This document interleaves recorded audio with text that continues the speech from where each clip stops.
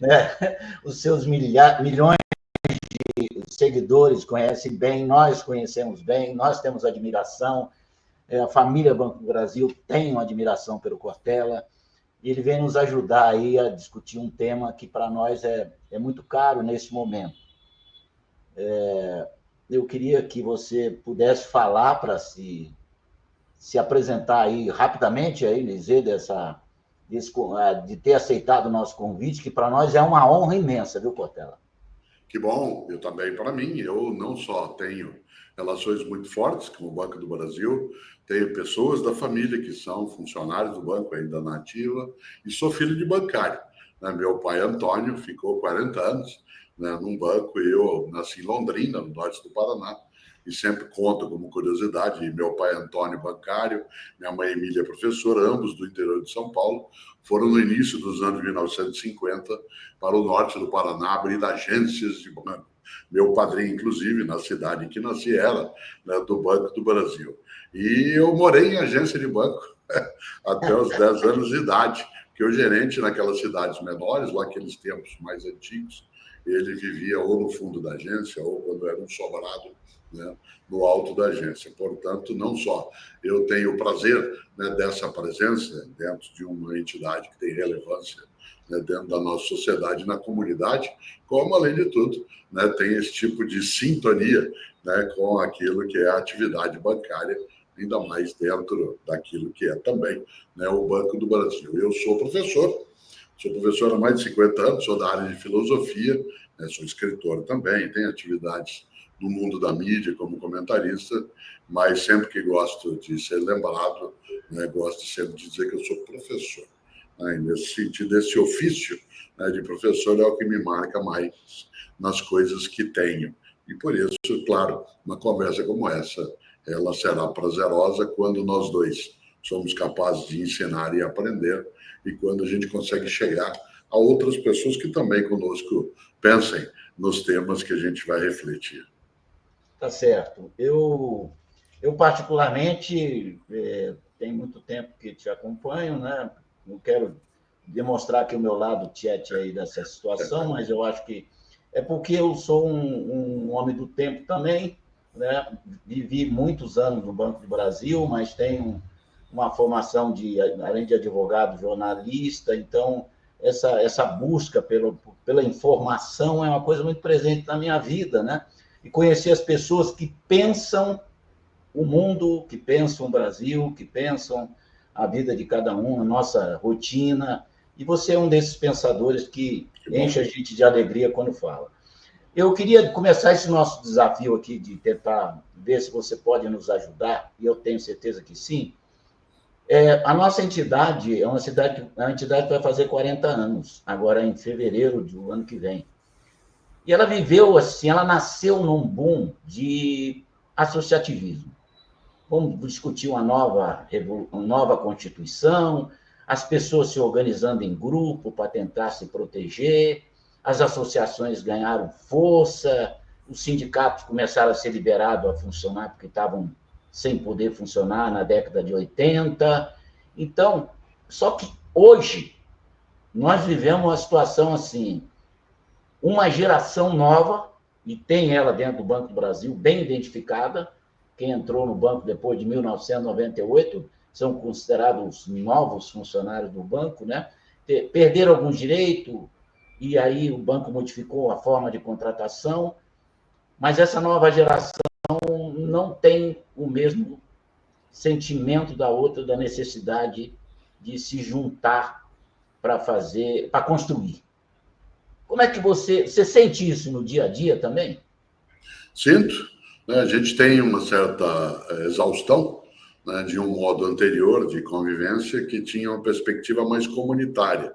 Isso em várias áreas da vida, né? Seja pela proximidade da família, seja pelo fato das cidades serem menores, portanto, nós temos um contato mais direto, seja porque a disputa, né, dentro do mercado e das condições econômicas ela era menos intensa, seja porque também se perdeu, de uma certa forma, aquilo que era uma percepção de que a regra mais forte, né, para se existir de modo saudável e íntegro era um por todos e todos por uma por todos e todos por uma, e assim por diante.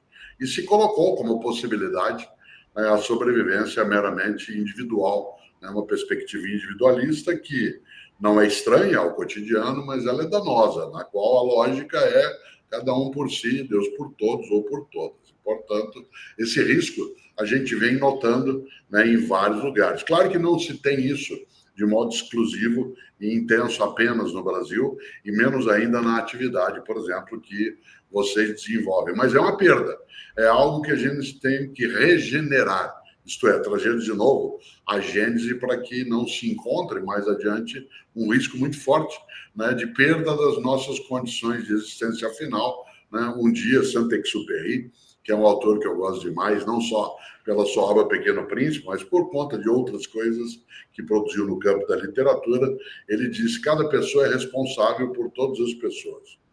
Né? Cada pessoa é responsável por todas as pessoas. E nós, como humanidade, você sabe disso, só sobrevivemos porque fomos capazes de cooperar, de colaborar.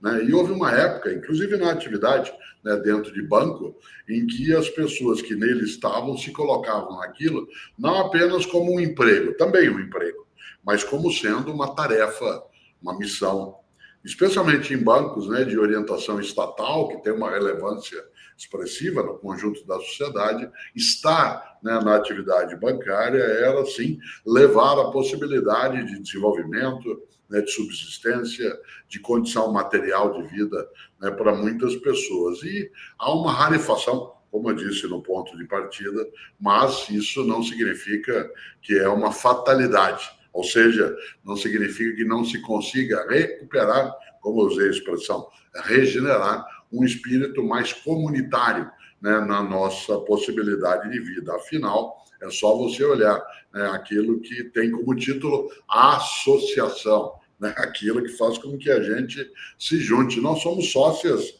e sócios na vida, na existência. Estamos todas as pessoas no mesmo barco, ganhamos o pão juntas, portanto, é necessário que a gente fique atento para não cair nessa armadilha, que é arriscada, né, de nós deixarmos de lado a grande e expressiva ideia do um por todos e todos por um, ou um por todas e todas por uma ou por um, usando as várias possibilidades necessárias de inclusão, e trazer no lugar disso cada macaco no seu galho, né? Um por todos, não. A lógica que alguns usam é cada um por si, Deus por todos. É perigoso, dá tempo ainda.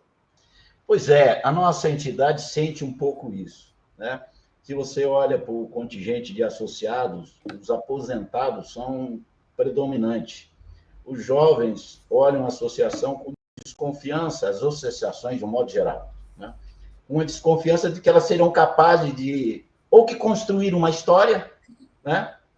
Construir uma história para que eles chegassem, nesse momento, encontrassem um cenário mais fácil, mais simples, com muitas conquistas, né? Eu que venho também um pouco, na década de 80, eu era dirigente sindical, bancário mesmo, e a gente tinha muita luta para poder até conseguir sentar com o patrão e negociar, o que era muito difícil, né? E esse processo é um processo de construção e que hoje as pessoas que chegam no mercado de trabalho, não só no Banco do Brasil, eu acho que isso é recorrente, né? Em outras instituições, ele encontra um ambiente que ele acha que estava pronto, né? Ele acha que estava pronto, o que o governo deu, a empresa deu, que não precisou construir isso, né? E a nossa geração viu muito bem a dificuldade que foi isso, né, Cortella? Então, uma coisa que nós não podemos esquecer é que o Brasil, claro, teve modificações expressivas, né, nesse meio século mais recente.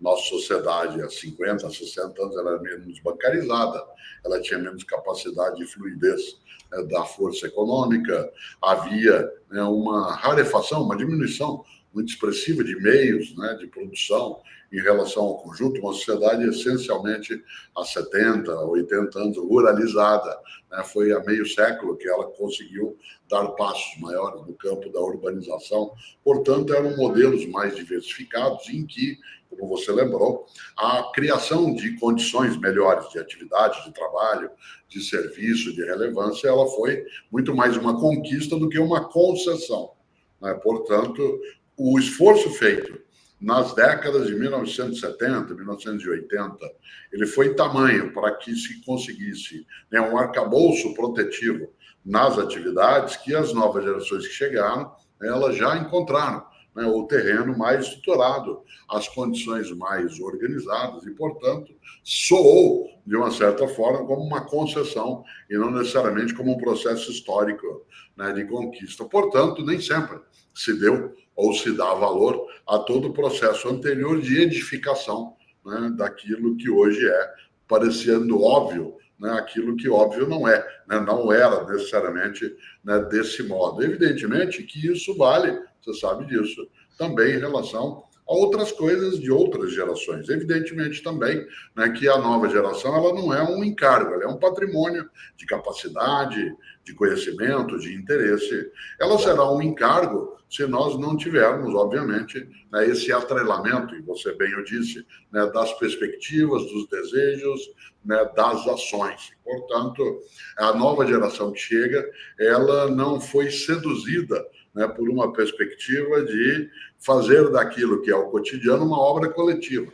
Aparece sempre como sendo uma garantia legal, algo que já estava dentro, né, da prescrição, e, portanto, é apenas fruir no lugar de proteger, de cuidar, de zelar, de levar adiante, de multiplicar. Não chega a ser, nós temos mais idade, você e eu, né, não chega a ser um defeito, mas é uma característica que pode ser, né, de uma certa maneira, abaladora, né, das condições se a gente não olha todo o processo como processo, e segundo, como um processo difícil de elaboração, de junção de ideias, né, de capacidade de debate, de negociação, e parecer algo automatizado. Se assemelha um pouco, né, com algumas crianças e jovens que encontram hoje nas suas casas já uma condição melhor do que aquela que seus pais tiveram e não notam o quanto de esforço que foi necessário, né, para que aquilo que hoje há aí esteja no modo como está, colocando um certo modo mais irrelevante até de olhar todo o caminho. Para usar a expressão caipira, eu sou caipira de Londrina, né, sou pé vermelho, como a gente fala, porque é nascido naquela região como eu, o povo, né, só vê as pingas que eu tomo, não vê os tombos que eu levo, né, querendo dizer o quanto que o caminho tem ali os seus percalços. Quando não se vê o conjunto de percalços e esforços já feitos, a tendência é naturalizar um pouco a condição de dizer, é assim. Bom, é assim porque houve toda uma dedicação, um empenho, né, um capricho em tempos anteriores para que assim fosse, né? Do contrário, não seria como é. Eu recentemente escrevi um artigo que foi publicado no nosso jornal Ação, que é um veículo o mais importante nosso, onde virá essa nossa entrevista, né? E eu dizia o seguinte, que eu lembrava que essa geração está acostumada a não pagar pelas coisas. Elas têm um Facebook que não paga, um Instagram que não paga, um WhatsApp que não paga, um Google que não paga, um TikTok que não paga. Você acha que essa questão dessa relação de consumo, do ponto de vista financeiro que eles têm, tem reflexo na questão do consumo dessa experiência ou no consumo das conquistas, como ele, tipo, eu não quero pagar para ter mais nada porque eu tenho tudo de graça? Não chega a ser, né, nesse sentido. Você usa uma analogia que é expressiva, a ilusão de não pagamento quando, por exemplo, se usa redes sociais.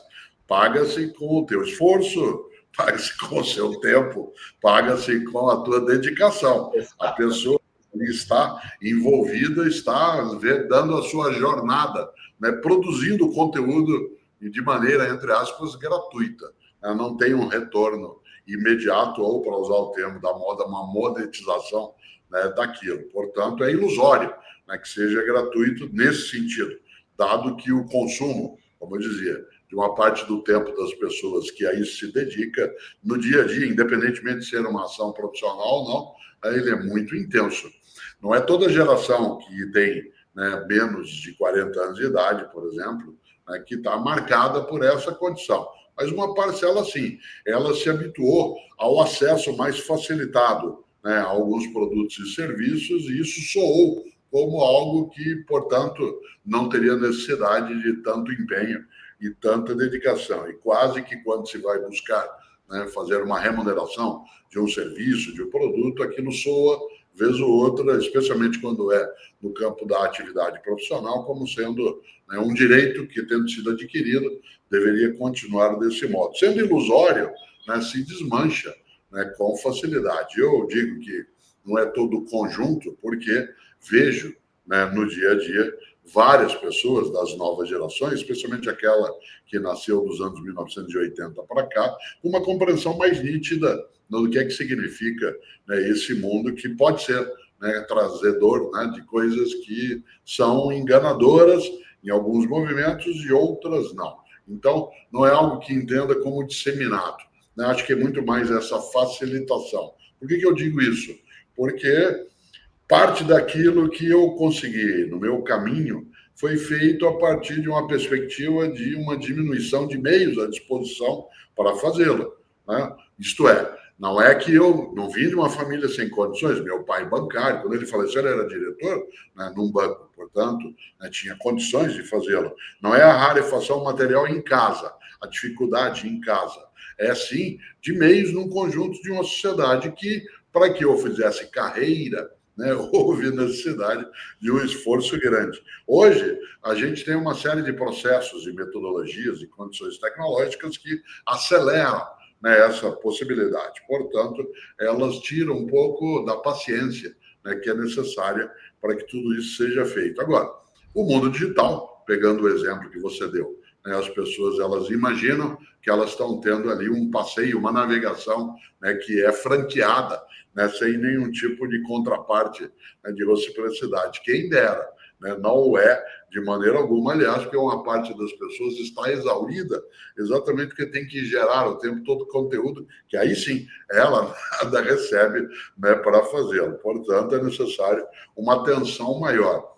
Eu digo isso com tranquilidade, porque uma das minhas sobrinhas, a Bruna Oliveira Cortella, ela é do Banco do Brasil, na cidade de Tóquio, né? Então, ela atua ali no Japão, junto com o Breno Cortella, meu sobrinho, que não é do banco, tem outra atividade de advogado, e eles estão vivendo, imersos agora, né, o ano mais recente, numa sociedade altamente tecnológica, uma sociedade em que a capacidade, né, de dispersão no cotidiano ela é muito reduzida. E também com um senso comunitário um pouco mais elevado, que é muita gente num lugar só, e ou você coopera, ou a colisão ela é muito evidente. E outro dia, né, numa conversa com o Bruno, ela dizia exatamente isso, de algumas das características. O que é ser uma bancária ou um bancário? Por exemplo, no Japão, onde não se tem todos os serviços que se teria, né, dentro de um banco no Brasil. Não é o mesmo modo de relação. Não é o mesmo, né, bancário, né? Isso, não é o mesmo, é outro modo de ser. Portanto, é preciso também ali olhar que as coisas têm necessidade de uma conquista maior, né? É necessidade de um esforço, né, muito mais indicativo do que simplesmente chegar e nadar de braçada, né, para usar de novo uma expressão mais antiga. Agora, de fato, você indica uma das possibilidades, o acostumar-se com algumas facilitações. Todas as vezes que se coloca algum requisito, parece uma ofensa. Parece que o que se está buscando do outro lado seja algo fora de propósito, e não necessariamente o é. Por que eu tenho que pagar? É uma pergunta que sempre vem. Mas eu quero provocar um pouco esse seu lado mais forte que a gente conhece, que é esse lado professor. Professor é uma coisa que habita a gente, né? Porque as lembranças que a gente tem do professor, da professora mais importante, aquela que deu um pouco de sentido no caminho que a gente seguiu. Como é que você vê essa geração olhando para a formação, para a escola, para os professores? A escola tem participação nessa mudança de comportamento ou não? Ela precisa ter, mas educação é muito mais do que escolarização, né? Escolarização é uma parte da educação. Como nós, humanos, não nascemos prontos, nós temos que ser formados. Essa formação se dá em vários lugares, inicialmente na família, no grupo de amigos, na religião, no clube, no lazer, no trabalho e na escola. A escola é uma das instituições. No entanto, por mais que uma criança, por exemplo, ou um jovem, fique dentro de uma estrutura escolar, o faz por 4, 5 horas diárias. No limite, uma parcela ainda diminuta, né, fica 8 horas, mas fica outras 16 fora dali. Isso significa que o alcance, né, de ação da estrutura escolar ele é mais limitado. Sempre foi. É algo novo hoje é que antes havia uma parceria mais forte entre família e escola. Isto é, a família estava mais perto da escola. E hoje uma parcela das famílias ela decidiu, é um equívoco, terceirizar, né, a educação dos seus filhos e tratar a relação família-escola como uma relação comercial contratual. Né, quase como se, né, viesse e dissesse: eu pago o teu salário, dizendo para mim, professor, eu pago o teu salário, então você tem que fazer como, né, eu estou imaginando que deva ser feito. Não necessariamente. Insisto, eu digo isso sempre, não se confunda a escolarização com a educação. A escola tem, sim, um papel na formação, né, da nova geração, é um papel que só será mais adensado, né, se o conjunto das outras instituições, como eu lembrei, né, o trabalho, a família, a mídia, a igreja, o clube, né, o grupo de emprego, se ele também estiver unido nessa perspectiva. A escola por si mesma não tem sozinha, né, essa possibilidade.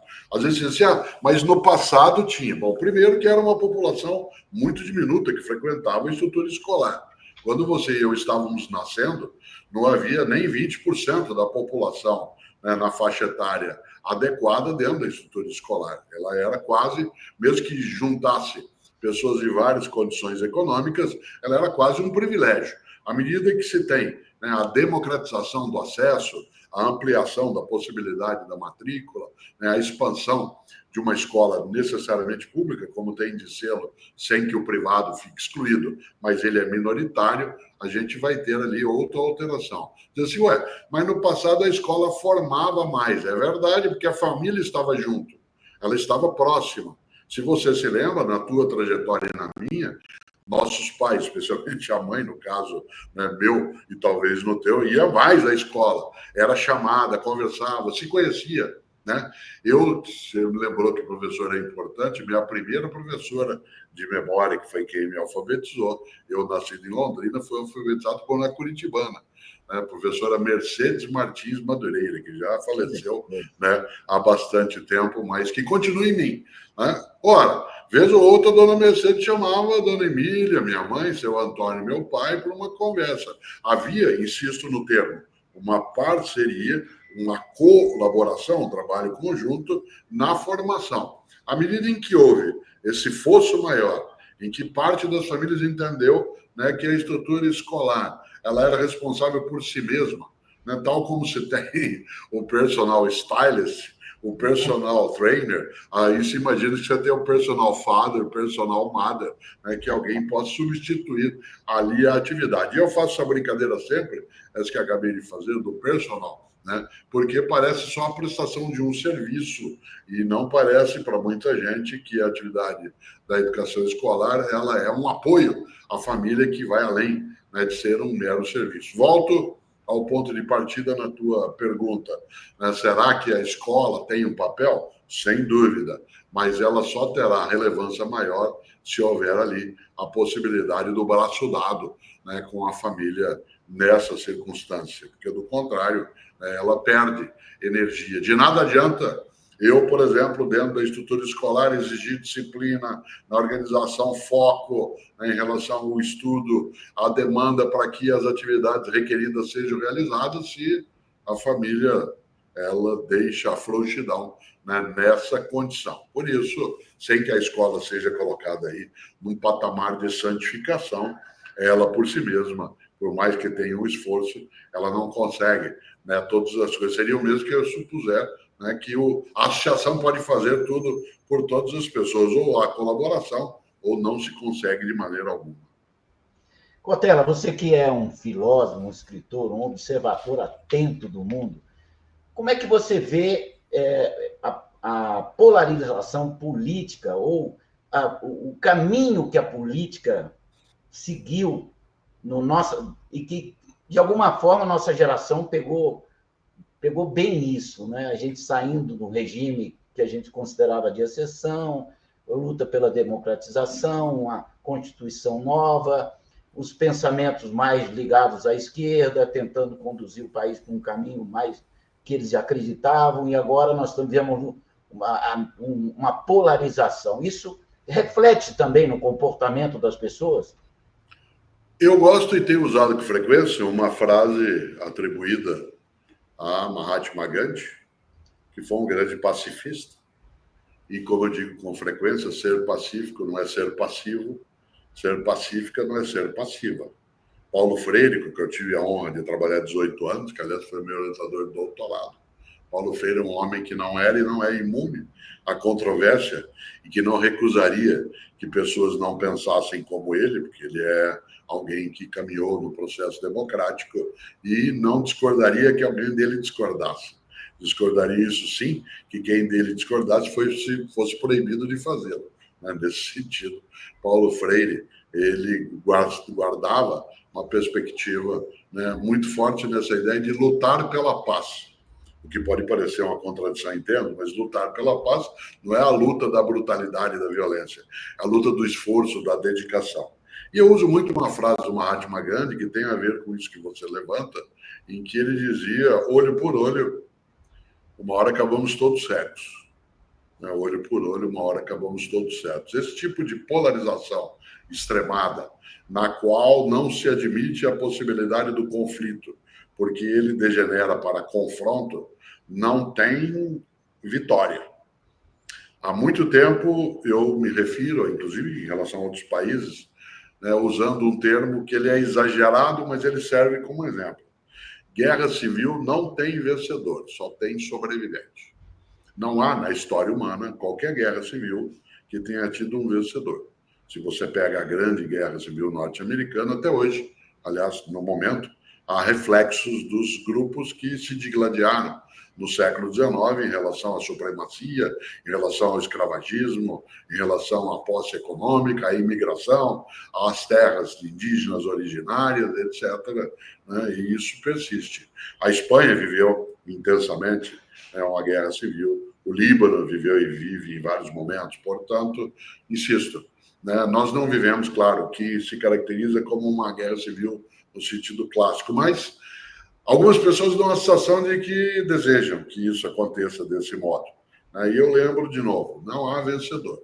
Todas as vezes que nós somos capazes, numa comunidade de vida, de não admitir, né, uma convivência na diferença, não aceitar que haja uma discordância na qual se busca um consenso que não é obrigatório, mas ele é um objetivo, né, para que se possa continuar agindo, né, convivendo, nós só temos prejuízo.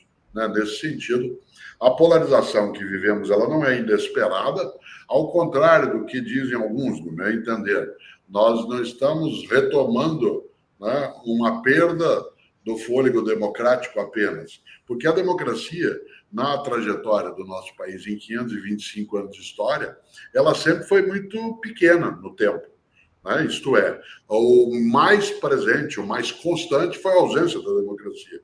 O que a gente vivenciou, especialmente desde 1985, é um período em que a democracia, os desejos de reformas sociais, a aproximação, né, da inclusão social de modo mais expressivo, e aqui no Brasil e fora daqui, essas grandes conquistas que se aproximaram, né, de uma maior equalização das condições de vida, elas estão tendo, sim, um recuo, não em relação a elas mesmas, mas um retorno a condições passadas. Né? Por isso, o mais perigoso, no meu entender, não é uma perspectiva conservadora, porque isso é inerente à convivência, mas isso sim, uma perspectiva que seja reacionária, ou seja, retomar perspectivas que já foram deixadas de lado, ações que foram ultrapassadas em relação a direitos sociais, direitos humanos, né, e se retomar o outro espírito em nome, né, daquilo que é a preservação, né, de valores que não é que eles ficaram para trás, eles ganham, né, uma dimensão diferente. Por isso, essa polarização ela não terá vitorioso. Ela é necessária não para que eu, por exemplo, me submeta à ideia de outra pessoa apenas porque ela pensa diferentemente de mim, mas que eu leve em conta e eu admita que a pessoa tem outra perspectiva. Esse movimento da vida, a democracia é exatamente a possibilidade de admitir os conflitos sem que eles se transformem em confrontos. É a possibilidade, antes de tudo, de lembrar que democracia não é a ausência de regras, é a construção coletiva das regras, e não a ruptura das regras. Nesse sentido, é curioso, porque nós estamos vivenciando algo que pareceu um pouco inédito para pessoas habituadas a outros movimentos, como é o meu caso, ou o teu. A democracia possibilitando seus adversários. Isto é, a possibilidade da liberdade de pensamento, de expressividade, de presença, dando ocasião para que é contrário, de fato, à liberdade de pensamento, de organização, de participação, venha à tona em nome dessa liberdade para ameaçá-la.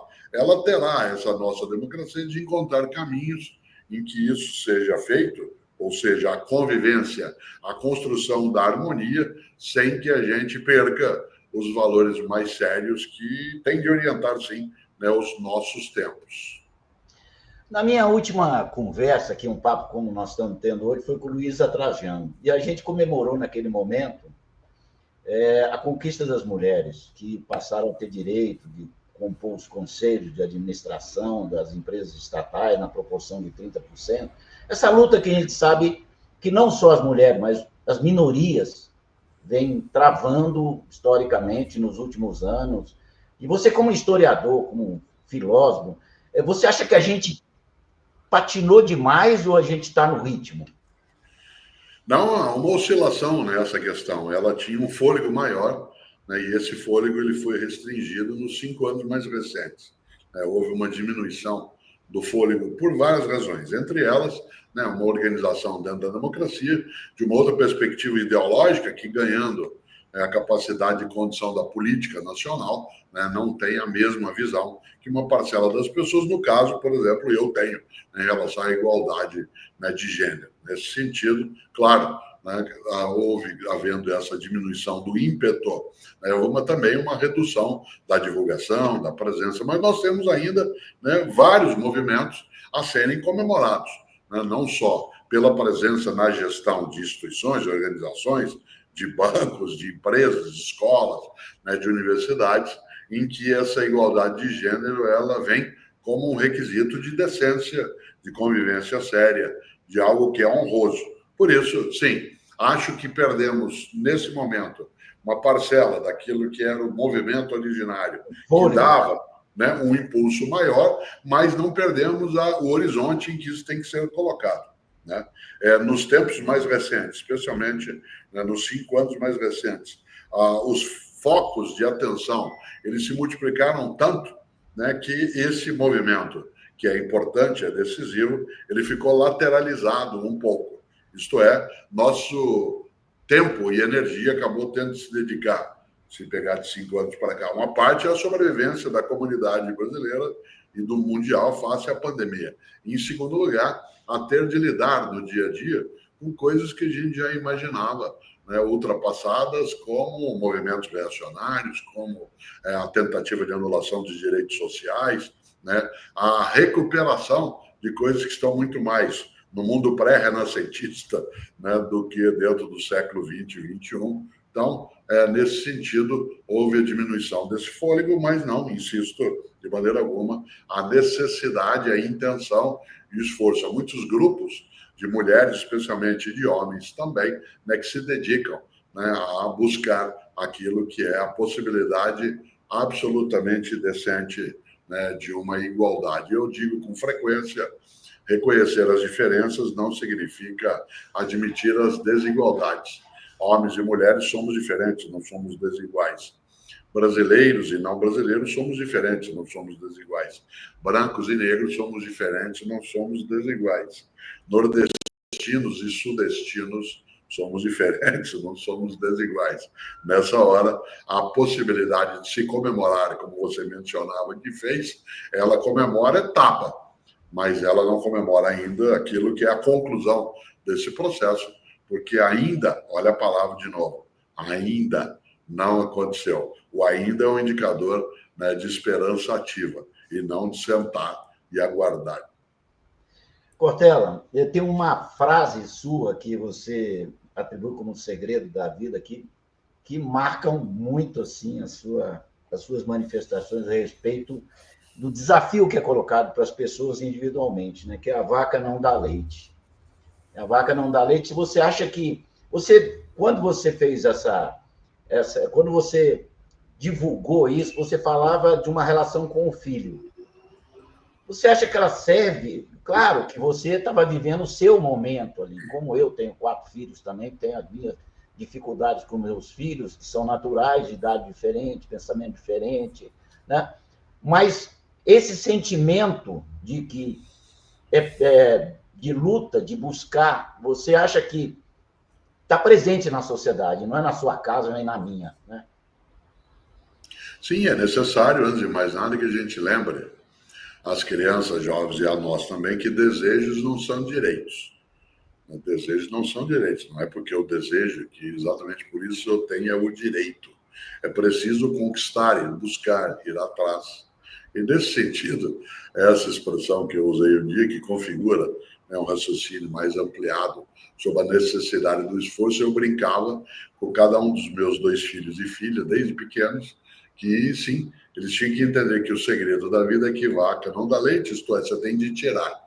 Você tem que fazer ali uma dedicação, um uso de energia e de tempo para que aquilo aconteça. A suposição de que vaca dá leite dá um ar de automatização e, portanto, de benevolência, em que basta aguardar que as coisas cheguem. Evidentemente, de novo, né, a noção que uma parcela hoje da sociedade, especialmente das novas gerações, tem é não identificar qual é a origem daquilo que hoje é o patrimônio que se encontra, patrimônio democrático, patrimônio econômico, patrimônio material, né, o patrimônio legal, e, portanto, entender isso como sendo como dizia, algo tal como quem acredita que vaca dá leite, né, algo automatizado. E isso, sem dúvida, não é desse modo. Né? Por isso, volto ao ponto de partida da minha fala, né, nessa questão. Desejos não são direitos. O esforço, que não é algo que se dá apenas por uma forma voluntariosa de ação, que exige preparo, competência, né, exige, sim, como eu dizia, dedicação, é um esforço que será recompensado, né, por um êxito que seja decente. Uma das coisas mais fortes na vida é algo que eu falo com frequência: não fazemos qualquer negócio. Não fazemos qualquer negócio. Afinal, há negócios que, embora possam ser feitos, não devem ser feitos. E como disse eu, há muito tempo, né, numa palestra, para minha alegria, dentro do Banco do Brasil, isso depois se tornou uma parte de um livro: ética não é cosmética. Ética não é cosmética, não é uma coisa de fachada, né, que se usa. E faz parte da composição ética, que não é cosmética, o esforço sério, a dedicação intensa e, de maneira alguma, né, o descarte e o reconhecimento daqueles que, nos antecedendo no que fizeram, obtiveram uma série de coisas que a gente tem de honrar. Né? E, nesse sentido, sim, vaca não dá leite. Né? Meus filhos e filhas, hoje meus netos e netas, brincam comigo em relação a isso. E eu, vez ou outra, caminhando com o Cláudio, com quem eu sou casado, nos lugares, é comum um pai ou uma mãe, junto com um menino de 12, 14 anos, me apresentar de modo inopinado, rápido.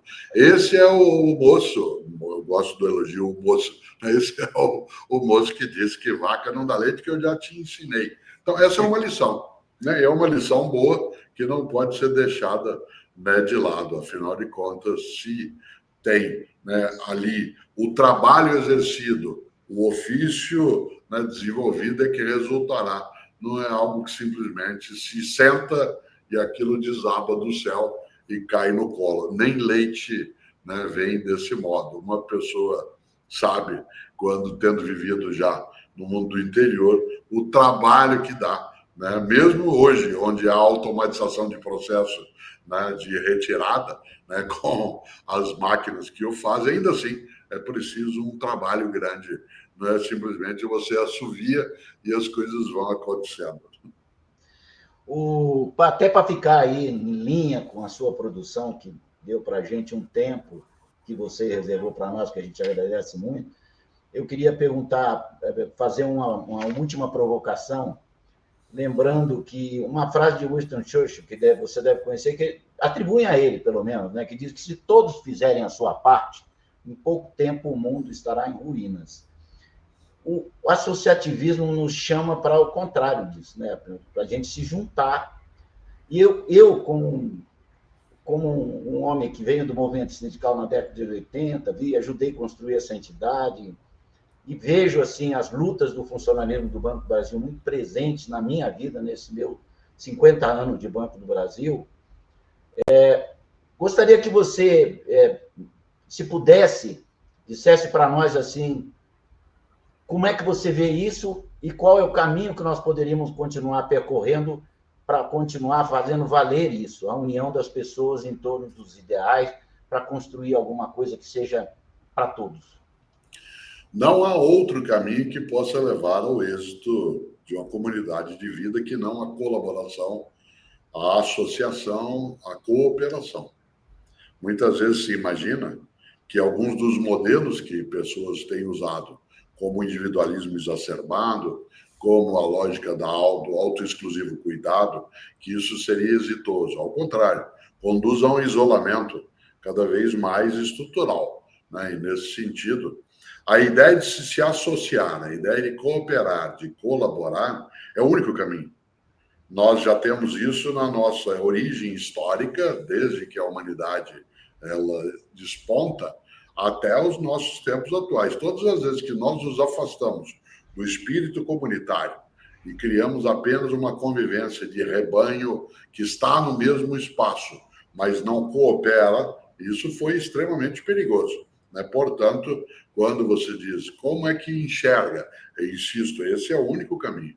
Afinal, uma visão solidária, né, da convivência da vida, ela é necessária. E eu insisto sempre, a palavra solidária não vem de solidão, vem de sólido, né? Aquilo que dará solidez ao nosso futuro, em que haja vitalidade, é exatamente a capacidade cooperativa ou associativa, né? Quando nós perdemos essa condição, quando ela se reduz, nós colocamos em ameaça, né, aquilo que é a garantia da nossa própria perspectiva. Afinal, vida é junto, vida é simbiose, vida junto. Todas as vezes que nós ameaçamos essa condição, a essa ruptura, ela leva a um enfraquecimento muito forte, né? Nesse sentido, isso vale para a política internacional. Não é casual que a defesa do multilateralismo, né, dentro das organizações internacionais tenha a intenção de cooperar. Hoje há uma ameaça a essa multilateralidade por conta, né, de movimentos de alguns grupos, e isso não é sem intenção. É a busca não da convivência harmônica, mas da supremacia, né? Se isso vale no campo, né, do planeta, do mundo em geral, imagine quando chega até uma família, ou até uma cidade, ou até uma nação, né? E nessa hora, de novo, o associativismo, né, ele é a única maneira de ganhar energia. Eu gosto de lembrar aquilo que um dia Chico Buarque, em 1977, traduziu, né, para o português um musical italiano que era o Saltimbanco, né? E esse musical, que é maravilhoso, que veio, né, da Itália, inspirado, inclusive, né, na história dos músicos de Bremen, que é uma história alemã antiga. Lembra da história, né? 4 animais saem do campo para vir para a cidade, do interior para a cidade grande, né? Uma gata, né, um cachorro, um burro e uma galinha. Eles têm que sobreviver. O único jeito de sobreviver é eles se juntarem num lugar inóspito. E eles cantam o tempo todo uma frase que é decisiva: todos juntos somos fortes. Todos juntos somos fortes. É interessante porque há um momento em que um dos bichos diz: um bicho só é só um bicho. Um bicho só é só um bicho. Nesse sentido, se há um risco forte, é o isolamento. Daí que associar, cooperar, colaborar não é um caminho, ele é o caminho. Fora dele, né, não há possibilidade de êxito. Bom, em nome da minha comunidade, nossa comunidade do Banco do Brasil, eu quero agradecer demais a sua disposição de conversar com a gente sobre esses temas. Tenho certeza que o funcionalismo do banco, quando receber essa entrevista, vai se deliciar, porque você tem uma história que nos envolve, né? Você também tem uma história de bancário que é muito legal, a gente sabe. Eu não sabia disso, Cortella, mas fiquei muito feliz de saber, porque eu só tenho isso na minha vida. Eu comecei bancário com 15 anos de idade, né? Depois passei para o Banco do Brasil, mas é uma vida de bancário, né? E esse sentimento que a gente tem hoje, nesse momento, a gente tem em relação a você de agradecimento. Que bom, Muito fico obrigado. feliz. Muito obrigado pelo que você representa para nós como brasileiro, um filósofo, um pensador, um escritor, uma pessoa antenada, lúcida, que nos ajuda a fazer entender os momentos mais críticos dessa nação. Muito obrigado por ter nos dado esse tempo tão gentil, carinhoso de conversa. Que bom, fico feliz. Termino eu, né, também agradecendo, lembrando duas ideias que eu trago à tona toda vez que posso. Frases, uma de meu pai Antônio, outra minha mãe Emília. Não são deles as frases, eram frases que nos ajudaram a formar. Tem a ver com essa conversa que tivemos. Minha mãe dizia algo para mover a esperança, que era uma frase antiga. Não há mal que sempre dure, nem bem que nunca se acabe. Não, tem que inverter também. Não há bem que sempre dure, nem mal que nunca se acabe. Servia para mover a esperança. E meu pai, bancário, né, lidava com aquilo que era os bens de outras pessoas no cotidiano. Ele dizia o tempo todo para nós algo que eu guardo com energia. Ele dizia: filho, seja honesto, porque se você for honesto, no dia que forem falar mal de você, vão ter de mentir. Nesse sentido, esses dois movimentos e conselhos servem para proteger o que é mais importante, que é a integridade. Aí vale demais. E eu agradeço esse nosso tempo, né, de troca, de reciprocidade, né, de ideias. É bom demais. Grato.